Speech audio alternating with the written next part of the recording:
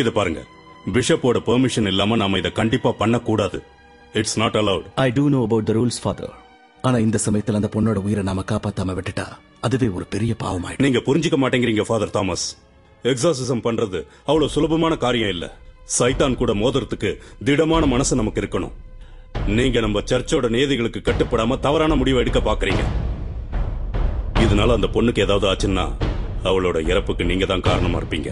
நான் அவளை காப்பாத்த போறதுல எந்த மாற்றமும் இல்ல ஃபாதர்.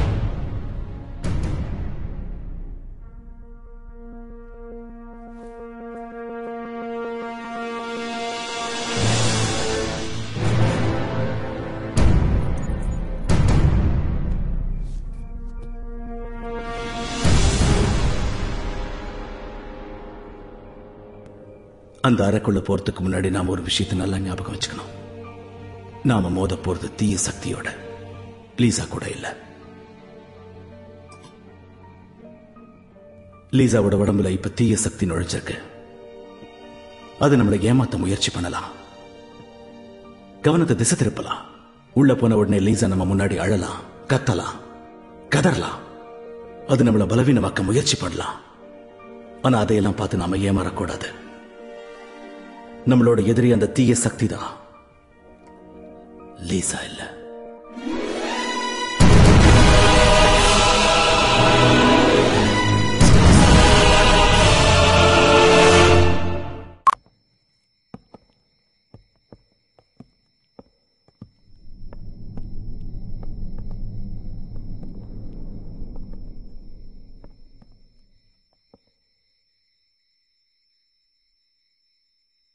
நாம லீசாவோட கையை கட்டணும்.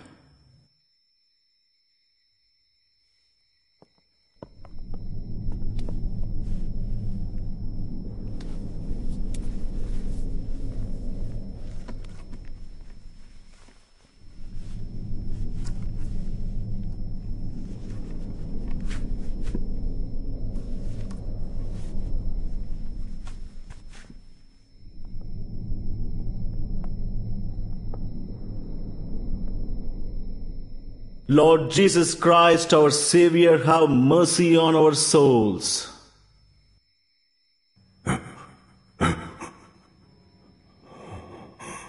In the name of the Father, and of the Son, and of the Holy Spirits, I cast you out, unclean spirits, along with every spectre from hell, and all your fallen companions, in the name of Lord Jesus Christ.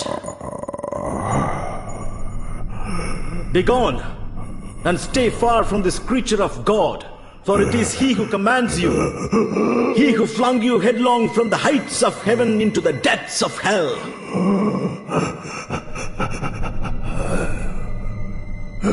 Why then do you stand and resist, knowing as you must that Christ the Lord brings your pains to nothing? Fear him! Fear him!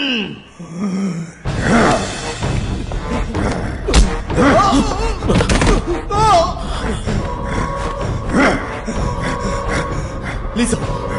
Lisa!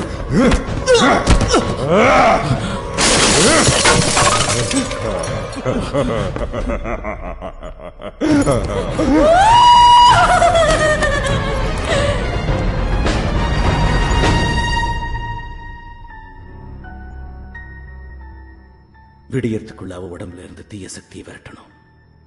இந்த அமாவாசை ராத்திரி மட்டும் முடிஞ்சிடுச்சுன்னா அதோட எல்லாம் முடிஞ்சிடும்.